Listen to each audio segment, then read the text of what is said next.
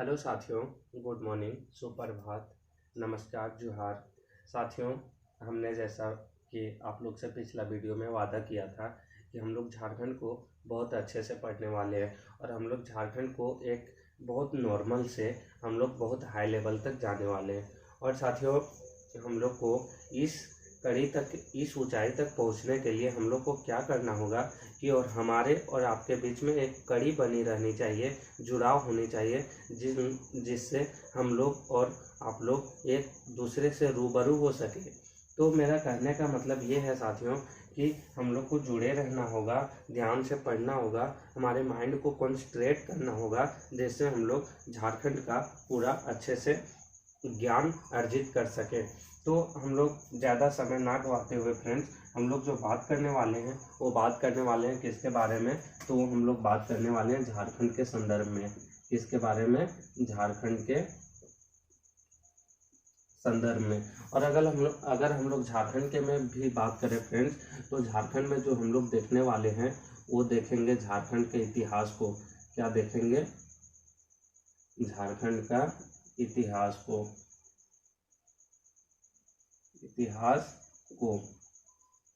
झारखंड को इतिहास हम लोग अभी देखेंगे फ्रेंड्स। और झारखंड के इतिहास कंप्लीट हो जाने के बाद हम लोग इसका ज्योग्राफी, पॉलिटी, भूगर्भिक संरचना, इसका क्या जनसंख्या, सब कुछ देखेंगे फ्रेंड्स। लेकिन हम लोग एक स्टेप वाइज देखेंगे। हमने पहले भी बता दिया था कि हम लोग जो फॉलो करने वाले हैं वो मनीष रंजन बुक को फॉलो करने वाले हैं।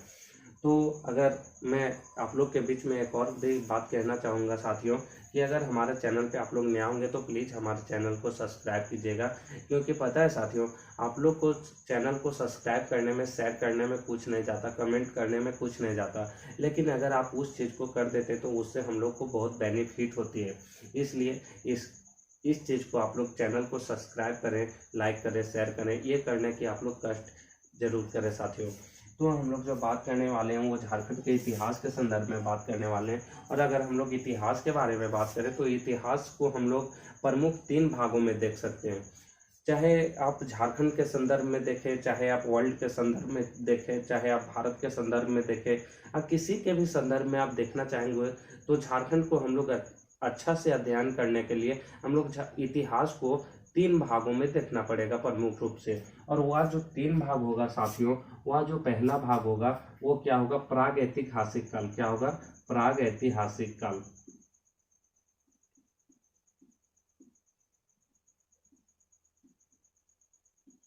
प्राग ऐतिहासिक काल। अगर हम लोग दूसरा का बात करें साथियों, तो दूसरा जो होगा वो यह होगा, दूसरा जो होगा क्या होगा? आद ऐतिहासिक काल।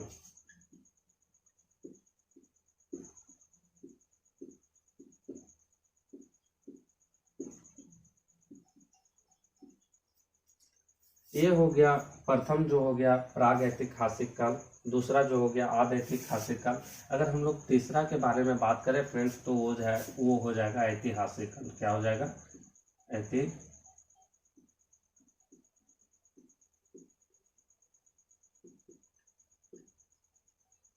क्या बोले हम कि झारखंड को हो या भारत के संदर्भ में हो या तो विश्व के संदर्भ में हो, हम लोग को इतिहास को समझने के लिए, हम लोग को इतिहास को पढ़ने के लिए प्रमुख 3 भागों में देखना होगा। और वह जो होगा उसको हम लोग 3 भाग को जो देखेंगे वो हो जाएगा प्राग ऐतिहासिक काल, आद ऐतिहासिक काल, और जो तीसरा होगा वो हो जाएगा ऐतिहासिक काल।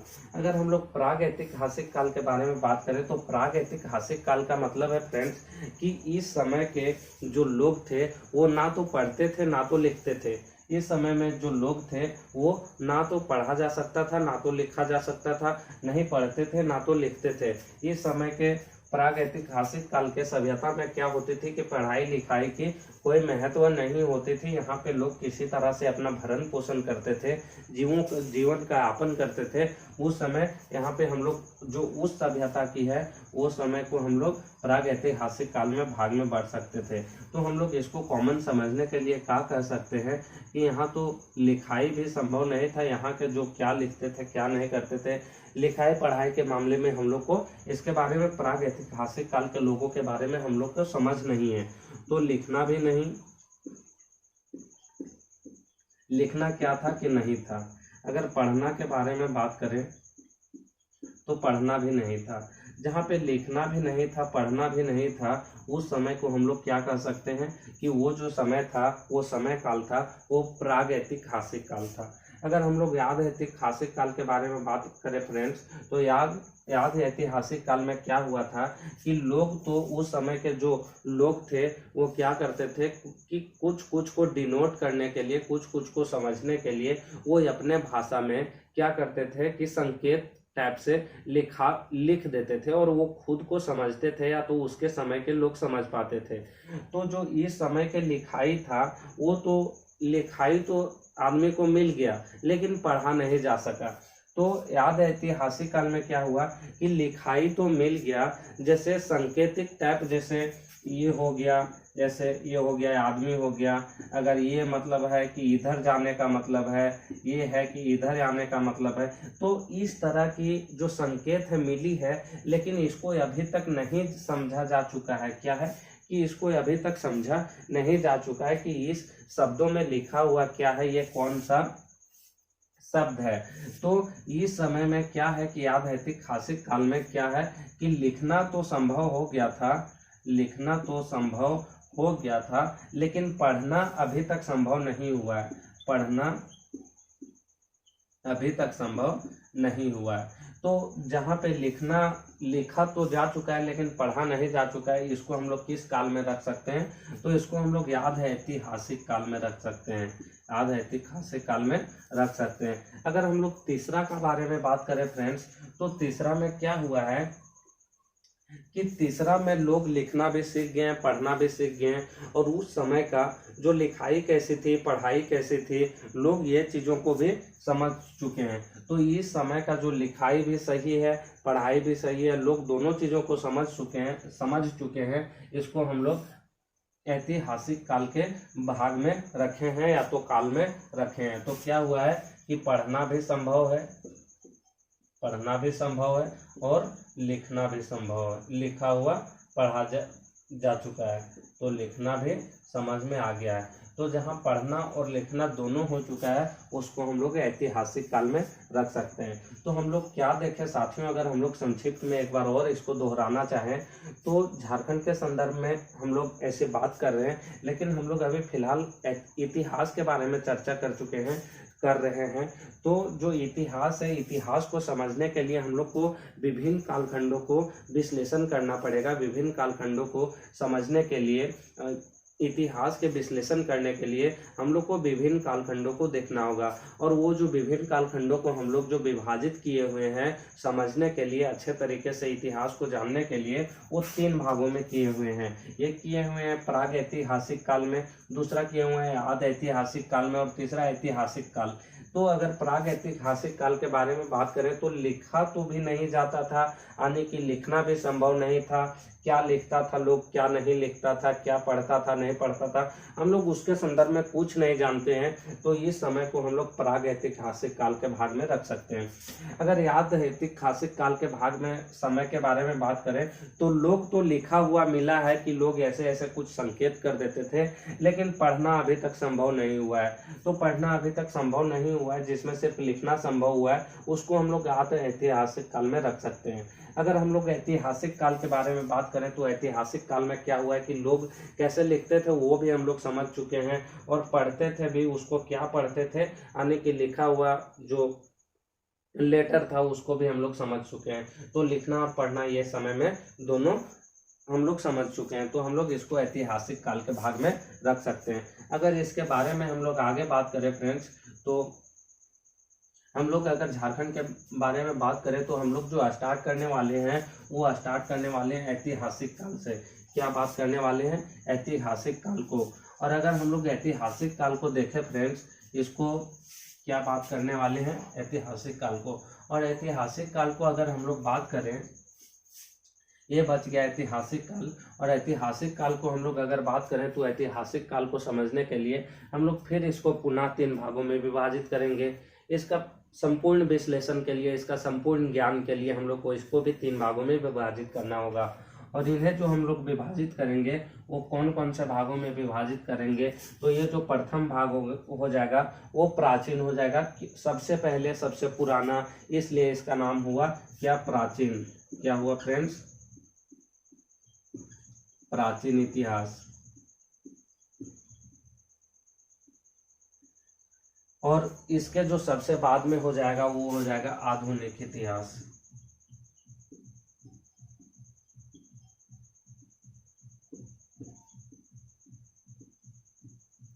अगर सबसे पहले का प्राचीन इतिहास हो गया और सबसे बाद का आधुनिक इतिहास हो गया फ्रेंड्स, तो जो बीच वाला होगा वो तो श्योर है कि मध्यकालीन इतिहास होगा।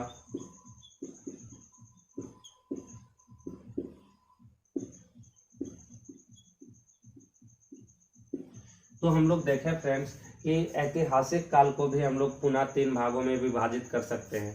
हम लोग इसको भी पुनः 3 भागों में विभाजित कर सकते हैं। और इन्हें जो हम लोग विभाजित किए इसका क्या क्या नाम दिए, तो प्रथम का प्राचीन इतिहास दिए, लास्ट वाला को आधुनिक इतिहास दिए, और बीच वाला क्योंकि जो बीच में होता है उसका तो हम लोग मध्य कहते हैं, तो ये हो गया मध्यकालीन इतिहास। अगर इसके बारे में हम लोग कालखंडों के बारे में बात करें, इसका समय काल के बारे में बात करें साथियों, तो जो समय काल में बात कर सकते हैं, ये जो प्राचीन इतिहास का जो समय काल है वो 600 ईसा पूर्व से, कब से, 600 ईसा पूर्व से कब तक, तो 712 ईस्वी तक, 712 ईस्वी तक, यानी कि 600 ईसा पूर्व से 712 ईस्वी तक क्या हुआ है कि इस कालखंड को, इतने दिनों के कालखंड को प्राचीन इतिहास में रखा गया है। अगर हम लोग मध्यकालीन इतिहास के बारे में बात करें फ्रेंड्स, तो मध्यकालीन इतिहास के बारे में बात करें तो 712 ईस्वी से, 712 ईस्वी से लेकर और कितना, 1707 ईस्वी तक, 1707 ईस्वी तक क्या हुआ है कि इसको मध्यकालीन इतिहास में रखा गया है। कब से, 712 ईस्वी से 1707 ईस्वी तक। अगर हम लोग इसके बाद में बात करें फ्रेंड्स, तो जो आधुनिक इतिहास है, आधुनिक इतिहास का कालखंड जो है वो 1707 ईस्वी से कब, 1707 ईस्वी से कब तक, 15 अगस्त 1947 तक, 15 अगस्त 1947 तक इसको जो रखा गया है वो क्या रखा गया है, आधुनिक इतिहास तक, आधुनिक इतिहास काल के संदर्भ में रखा गया है। अगर इसके बारे में बात करें तो 1707 ईस्वी से जब तक भारत आज़ाद नहीं हुआ, जितने दिनों भारत की आज़ादी में लगी, वो सभी जो समय है वो क्या हुई है, यानी कि हम लोग अगर संक्षिप्त में कहना चाहें या तो हम लोग शॉर्टकट में कि ये भी कह सकते हैं कि ब्रिटिश काल के समय को हम लोग आधुनिक इतिहास कह सकते हैं। उसके अगर हम लोग आगे बात करें फ्रेंड्स, तो हम लोग, आप लोग इतिहास को समझ चुके होंगे कि हम लोग इतिहास को 3 भागों में पहले बांटेंगे, प्राग ऐतिहासिक काल, आध ऐतिहासिक काल और ऐतिहासिक काल। ऐतिहासिक काल को हम लोग पुनः 3 भागों में विभाजित करेंगे, प्राचीन इतिहास, मध्यकालीन इतिहास और आधुनिक इतिहास। अगर इसका हम लोग कालखंड देखना चाहें तो 600 ईसा पूर्व से 712 ईस्वी तक प्राचीन इतिहास हो गया। उसके बाद मध्यकालीन इतिहास के बारे में बात करें तो 712 ईस्वी से 1707 ईस्वी तक मध्यकालीन इतिहास हो गया। उसके बाद अगर हम लोग आधुनिक इतिहास के बारे में बात करें तो जो आधुनिक इतिहास हो गया साथियों वो हो गया 1707 ईस्वी से 15 अगस्त 1947 तक। हम लोग इसको आधुनिक इतिहास के समय काल में रख सकते हैं। इसके अगर बाद में हम लोग बात करें फ्रेंड्स, इसके आगे अगर हम लोग देखें तो मज़ा आने वाला है साथी। आप लोग बस हमारे साथ जुड़े रहें, चैनल को सब्सक्राइब करें, ज़्यादा से ज़्यादा शेयर करें। हम लोग यहाँ से लेकर, आप लोग ये भी देख रहे होंगे, मज़ा तो आ रहा होगा साथियों, यहाँ से लेकर हम लोग बहुत हाई लेवल तक जाने वाले हैं। जो झारखंड था साथियों, झारखंड क्या हुआ था कि प्राचीन के समय में पूरा क्या हुआ था कि यहाँ पे ये पूरा झारखंड, जो हमारा झारखंड था, ये संपूर्ण झारखंड वन क्षेत्रों से घिरा हुआ था, वन क्षेत्रों से घिरा हुआ था साथी।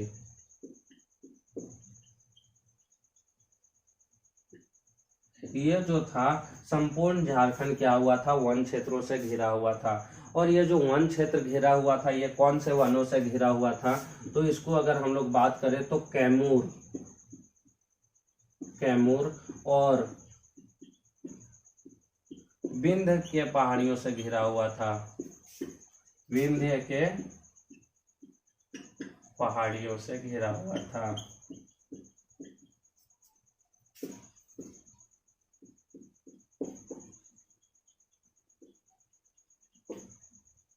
हमने क्या कहा साथी कि जो झारखंड था प्राचीन काल में पूरा वन्य क्षेत्रों से घिरा हुआ था, परिपूर्ण इस क्षेत्र में वन था, वन से परिपूर्ण हुआ करता था। और इस क्षेत्र में क्या हुआ था कि ये जो कैमूर और विंध्य के पहाड़ियों से, कैमूर और विंध्य के पहाड़ियों से आप लोग याद रखिएगा साथी, ये तो चतुर्थ या फिर तीर्थ ग्रेड के एग्जाम में नहीं पूछा जाता है, लेकिन अगर हम लोग हाई लेवल का एग्जाम के प्रिपरेशन कर रहे हैं तो उस एग्जाम में ये सब चीज़ों को हम लोग को ध्यान में रखना होगा साथी। तो क्या बोले कि जो झारखंड हुआ करता था वो प्राचीन काल में कैमूर और विंध्य के पहाड़ियों से पूरा तरह से परिपूर्ण वन क्षेत्रों से घिरा हुआ था। अगर उसके बाद अगर हम लोग बात करें तो इन क्षेत्रों में क्या हुआ था कि कई सारी जनजातियां यहाँ पे निवास करते थे। क्या हुआ था साथी कि कई सारी जनजातियां यहाँ पे निवास करते थे। अगर उन क्षेत्रों में कौन से जनजातियां निवास करते थे उसके बारे में बात करें तो झारखंड में जो प्रथम जनजाति रहते थे वो कौन कौन से जनजाति थे, तो वो जो जनजातियां थे वो निम्नलिखित जनजातियां थे। वन क्षेत्रों में निम्नलिखित जनजातियां रहते थे और उसका जो नाम था फ्रेंड्स वो एक तो असुर आ जाएगा, असुर। अगर हम लोग दूसरा बात करें एक असुर हो जाएगा, अगर हम लोग दूसरा बात करें तो खरिया हो जाएगा, खरिया। तीसरा हो जाएगा वो हो जाएगा बिरहोर, बिरहोर। ये जो निम्नलिखित जनजातियां फ्रेंड्स, ये जनजातियां क्या करते थे कि इन जंगल के क्षेत्रों में निवास करते थे। ये जो है यसूर है, खरिया है, बिरहोर है, इन जंगल के क्षेत्रों में निवास करते थे। और इन जनजातियों का निवास करने का मतलब ये है फ्रेंड्स कि हम लोग ये भी जानते हैं, अगर आदिवासी के संदर्भ में हम लोग बात करना चाहे तो आदिवासी लोग जंगल में रहना ज़्यादा पसंद करते थे। और जंगल में ज़्यादा पसंद रहना इसलिए करते थे क्योंकि वो जो आदिवासी लोग रहते थे उन्हें जंगल का भोजन जैसे फल फ्रूट शिकार करके भोजन खाना, ये सब चीज़ें जो है ज़्यादा पसंद होती थी। और उनके जो बाहरी दुनिया के हैं जैसे अधिक, उनका जो मानसिक विकास है वो बहुत बाद में हुआ और बहुत धीरे धीरे हुआ। और अभी तक कई सारी जनजातियां हैं जिन्हें हम लोग देख सकते हैं कि झारखंड में जो आदिवासी इलाका है जिन्हें इंडियन गवर्नमेंट में बहुत सारी रिजर्व दे चुकी है। जो ये आदिवासी लोग हैं इन्हें क्या है कि बाहर के लोगों से बहुत कम जो मेल मिलाप है, और बहुत मेल मिलाप कम होने के कारण क्या है कि जैसे अगर हम लोग मुंडा जनजाति के बारे में बात करें तो जैसे ये हम लोग जानते हैं कि मध्य भारत के निवासी थे, लेकिन अगर मध्य भारत में आर्यों का आगमन हुआ तो वहाँ से क्या हुआ कि ये लोग पलायन करके आके छोटा नागपुर में बस गए। तो इस तरह हम लोग कह सकते हैं कि ये जो लोगों थे जनजातीय जो आदिवासी कैटेगरी का लोग थे उन्हें इधर उधर रहने या तो दूसरे लोगों से बातचीत करने या तो दूसरे का रहन सहन वेशभूषा इन लोगों को बहुत कम पसंद था। और बहुत कम पसंद होने के कारण इन लोग खुद को एक अपना स्वतंत्र जिंदगी जीना चाहता था। और इन लोगों को स्वतंत्र जिंदगी जीने के लिए कहीं जगह नहीं मिलता था। जैसे जहाँ अच्छे डेवलप जगह होता था वहाँ तो कहीं से कहीं लोग आके रह रहे थे, तो इन लोग को जो एक जगह मिल पाती थी वो जंगल की क्षेत्रों थी। और ये जंगल के क्षेत्रों होने के कारण जो इनको छोटा नागपुर वाला क्षेत्र मिला, जंगल के क्षेत्र मिला, ये जंगल में लोग आके रहना पसंद करने लगे। तो अगर हम लोग बात कर रहे थे अगर जनजातीय लोगों पे, तो यहाँ पे यसूर खरिया बिरहोर जो यहाँ के हैं ये प्राचीन जनजातियां हैं, ये बहुत पहले से रह रहे थे। अगर इसके बाद के बात करें फ्रेंड्स, कब के, इसके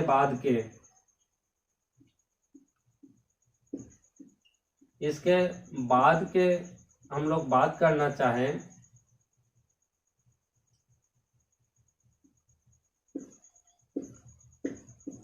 इसके बाद में, तो यहाँ पे बहुत सारी और जनजातियां आके शरण ली। और जो वह जनजातियां थी वह कौन कौन सी जनजातियां थी, इसके बाद के जनजातियां को हम लोग देखना चाहे तो इसके बाद की जो जनजातियां थी वह कौन कौन सी थी, तो वो थी हो। उसके बाद हम लोग देखें तो मुंडा जनजाति भी थी। उसके बाद अगर हम लोग देखना चाहे तो ये उरांव,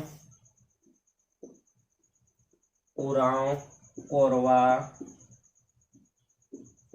उसके बाद अगर हम लोग बात करें तो खरवार, भूमिज,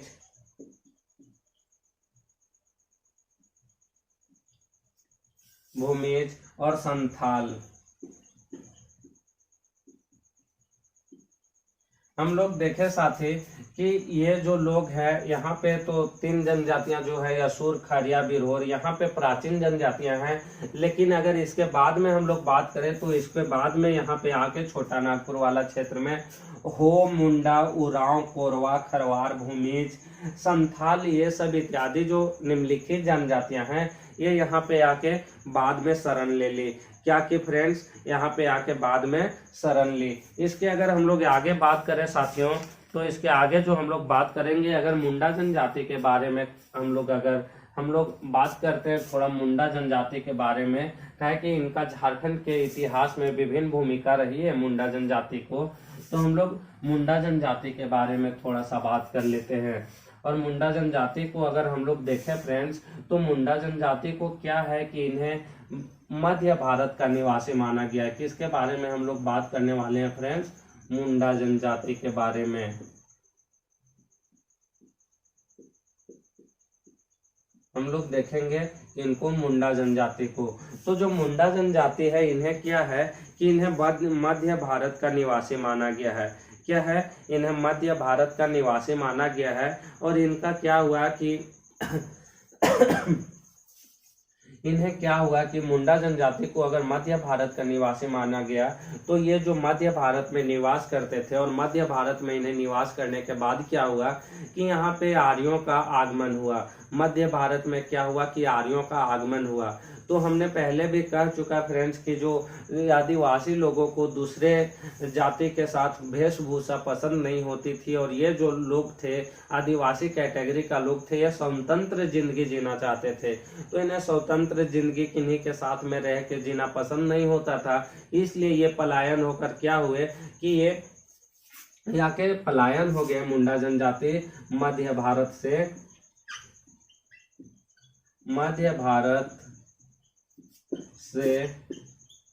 पलायन होकर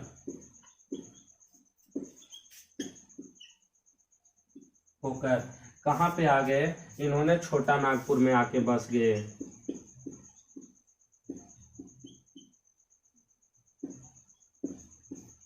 में आकर शरण ले ली।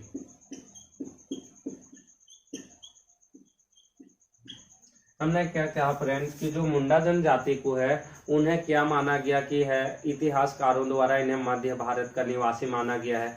लेकिन क्या हुआ कि मध्य भारत में आर्यों का आगमन हो गया तो इन्हें आर्यों से मेल मिलाप नहीं होने लगा। इनका वहाँ का वेशभूषा पसंद नहीं होने लगा, इनको आर्यों का वेशभूषा पसंद नहीं होने लगा, उनका खान पान, रहन सहन इत्यादि इन लोगों को पसंद नहीं होने लगा। जो आर्यों लोग हैं वो विकसित लोग थे, ये जो थे कम विकसित लोग थे। उनका औजार, पहनावा, ओढ़ावा वो जो थे अलग था। इनका जो आदिवासी मुंडा जनजाति का था वो था अलग था। तो ये क्या किया कि उनको वहाँ पसंद नहीं होना लगा। फिर क्या हुआ कि दोनों में विद्रोह होने लगा, विरोध होने लगा और वे वहाँ से मुंडा जनजाति भागकर क्या हुए कि छोटा नागपुर के जंगल वाला क्षेत्र में आके निवास करने लगे। इसके बारे में एक चीज और कहा जाता है फ्रेंड्स, अगर मुंडा जनजाति के बारे में अगर हम लोग और कहें दूसरा पॉइंट, तो इन्हें तिब्बत का भी निवासी माना जाता है। क्या माना जाता है? तिब्बत का भी निवासी माना जाता है। तिब्बत का निवासी माना जाता है।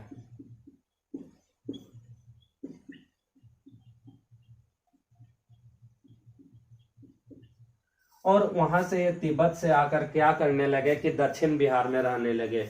क्या किए कि दक्षिण बिहार में रहने लगे।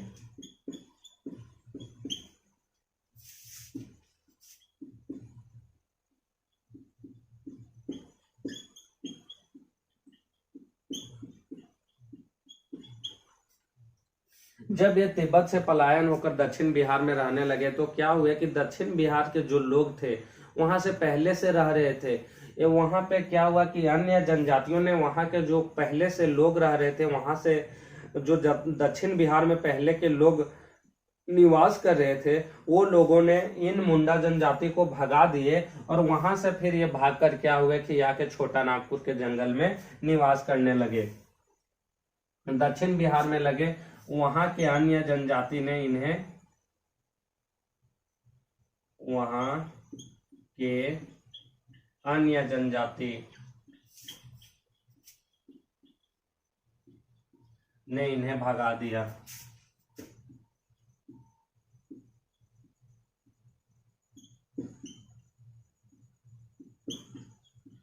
तो ये छोटा नागपुर में आकर बस गए।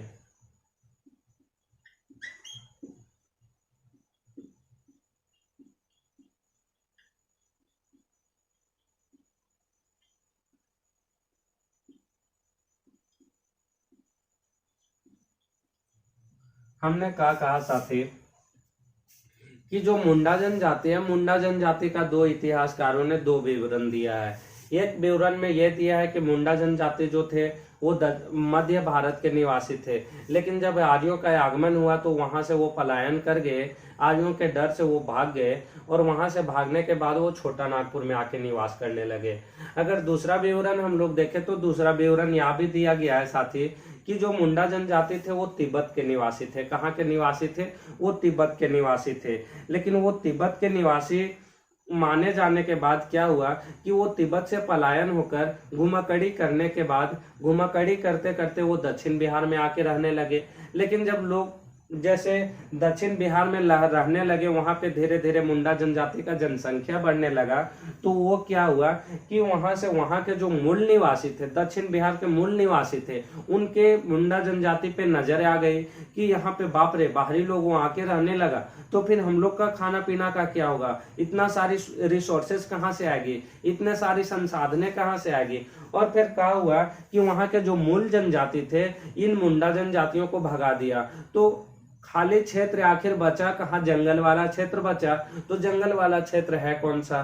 तो वो है छोटा नागपुर वाला जंगल क्षेत्र, जो कैमूर और विंध्य के पहाड़ियों से घिरा हुआ है। तो यहाँ के तो क्षेत्र पूरा खाली खाली ही है। तो लोग कहीं नहीं जब जगह पाते थे तो यहाँ के मुंडा जनजाति फिर यहाँ पे निवास करने लगे, छोटा नागपुर में निवास करने लगे।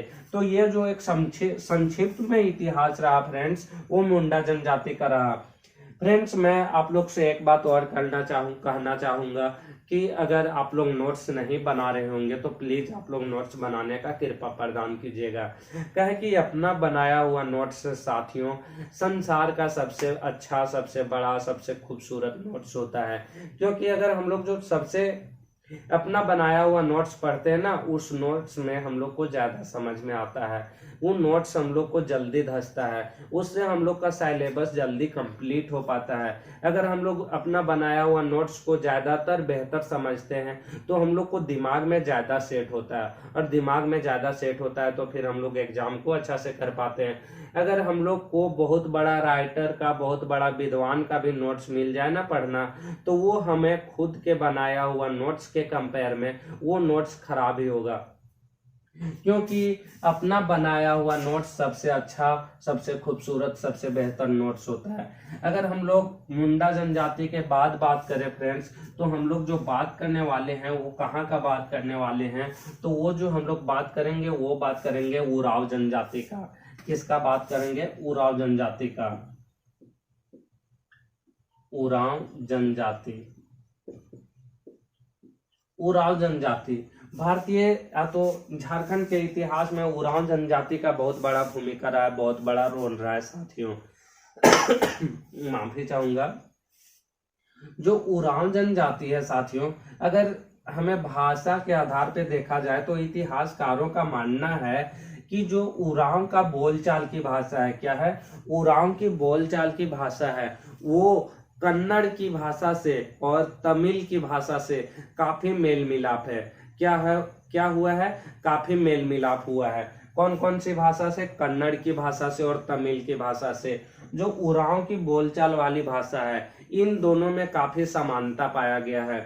तो जब उराव की बोलचाल की भाषा कन्नड़ और दक्षिण इंडिया की यानी कि साउथ इंडिया की जो भाषा है उसमें काफी समानता पाया गया है, तमिल भाषा से काफी समानता पाया गया है। इसलिए इतिहासकारों का मानना है कि जो उराव जनजाति है वो दक्षिण की भाषा से मेल मिलाप है। इंडिया की हमारी दक्षिण साइड में अगर कनाडा है तो वहां की जो लोगों से इनका जब मेल मिलाप भाषाई के आधार पे ज्यादा मेल मिलाप है, तो ये जो उराव जनजाति के लोग हैं वो श्योर है कि दक्षिण से आया हुआ लोग है। इसलिए जो उराव जनजाति को है वो दक्षिण का निवासी माना गया है। अगर इनका हम लोग स्क्रिप्ट कर ले थोड़ा सा साथी, तो यह है कि उराव का बोलचाल का भाषा, उराव जनजाति का बोलचाल का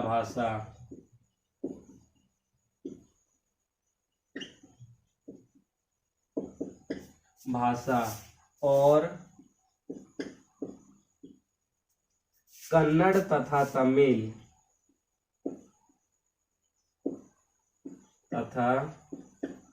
तमिल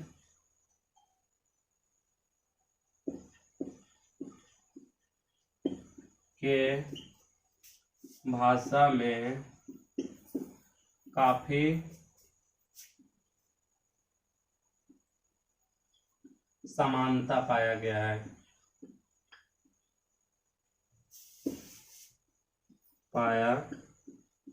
है। इसलिए संभवतः उराव को दक्षिण का निवासी माना गया है।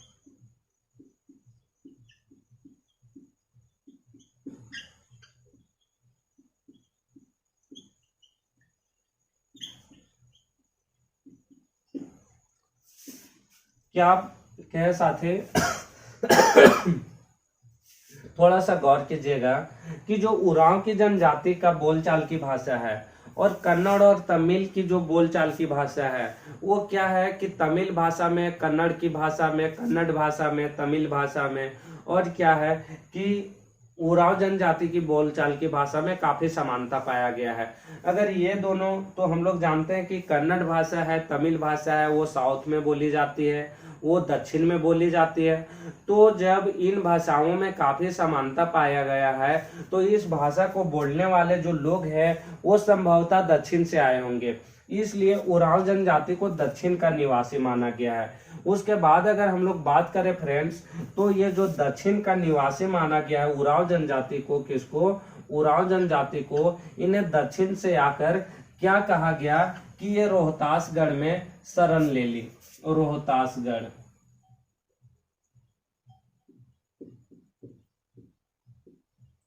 रोहतासगढ़ में आके शरण ले ली। क्या कहा गया कि जब उराव के लोग दक्षिण से आए तो रोहतासगढ़ में रहने लगे। तो आप लोग ये भी पढ़ा होगा साथियों कि जो रोहतासगढ़ में है वो मुस्लिम का आक्रमण हुआ, वहां पे मुसलमानों का आक्रमण हुआ। और जब रोहतासगढ़ में मुसलमानों का आक्रमण हुआ, वहां पे क्या हुआ, मैं फिर से एक बार आप लोग को दोहरा दूं कि उराव जनजाति जो है वो बोलचाल की भाषा कन्नड़ और तमिल से काफी समानता पाया जाता था। इसलिए इन लोगों को क्या हुआ कि दक्षिण का निवासी माना गया। दक्षिण से घुमकड़ी करते करते ये लोग रोहतासगढ़ यहाँ पहुंचे। फिर रोहतासगढ़ में क्या हुआ कि मुसलमानों का आक्रमण हुआ। मुसलमानों का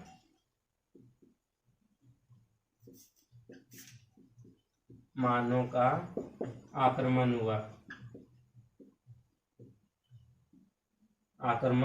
हुआ। और जब वहां मुसलमानों का आक्रमण हुआ तो क्या हुआ कि ये लोग रोहतासगढ़ से, उराव जनजाति के लोग वहां के मुसलमानों के आक्रमण के डर से फिर कहाँ आ गए, तो फिर इन लोग आके छोटा नागपुर में निवास करने लगे। मैंने क्या कहा फ्रेंड्स कि जो खाली जगह था वो कौन था? छोटा नागपुर था, क्योंकि ये जंगल का क्षेत्र था। यहाँ तो लोग बहुत कम रह रहे थे। यहाँ जो भरा हुआ था इस क्षेत्र वो जंगल से भरा हुआ था, विंध्य और कैमूर के पहाड़ियों से घिरा हुआ था। यहाँ पे तो सघन वन था, यहाँ पे कोई लोग निवास नहीं कर रहे थे। ये लोग तो बहुत खाली था। क्या है कि जो यहाँ पे लोग थे वो कौन कौन से लोग थे, वो यसूर, खरिया, बिरहोर थे। तो ये लोग बहुत ज्यादा क्षेत्रों में तो फैला हुआ नहीं था। हम लोग ये भी जानते हैं कि छोटा नागपुर पठार वाला क्षेत्र बहुत बड़ा, बहुत विशाल में पठार में फैला हुआ है। तो यहाँ पे क्षेत्र जंगल वाला बहुत क्षेत्र ज्यादा था। तो यहाँ पे खाली था, तो लोग कहीं से भी भागते थे, कहीं से भी बेवश होते थे, तो वो आके छोटा नागपुर में निवास करने लगते थे। तो मैंने कहा साथी कि जब ये लोग दक्षिण में थे तो दक्षिण से घुमाकड़ी करते करते रोहतासगढ़ आके पहुंचे। और रोहतासगढ़ में क्या हुआ कि मुसलमानों का आक्रमण हुआ। तो वहां के आक्रमण के बाद इन लोग फिर छोटा नागपुर में आके शरण ले लिया।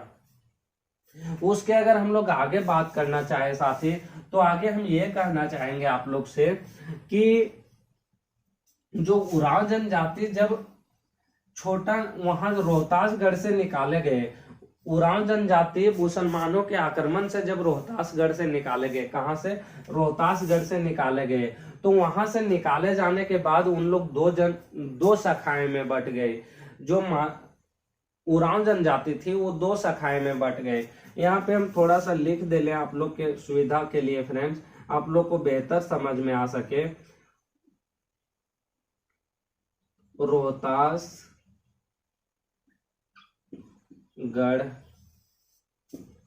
से निकाले जाने के बाद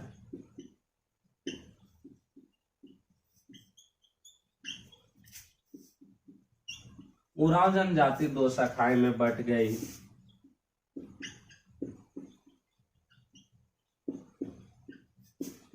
दो शाखाओं में बट गई।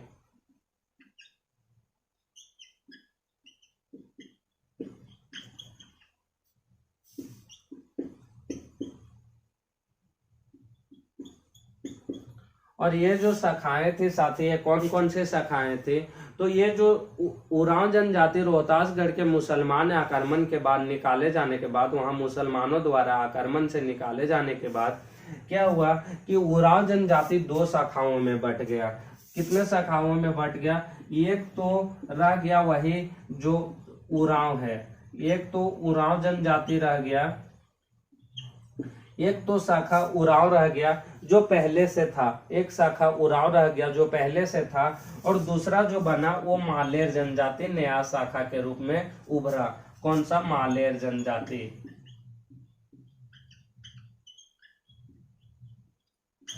मैंने क्या कहा आप लोग से साथियों कि जब मुसलमान आक्रमणों के बाद रोहतासगढ़ से उरांव जनजातियों के वहां से निकाला गया, तो वहां से निकलकर वो दो शाखा में बट गए, और दो शाखा में बट करके उन्होंने छोटा नागपुर के जंगल के क्षेत्रों में निवास करने लगे, यहाँ पे भरण पोषण करने लगे। और जो पहला शाखा है वो वही पुराने शाखा उरांव जनजाति रह गया, और दूसरा जो शाखा बना वो क्या बना, तो वो मालेर जनजाति बना। तो आज हम लोग इतना ही कहेंगे साथी, इतना ही करेंगे क्योंकि समय बहुत ज़्यादा हो चुका है।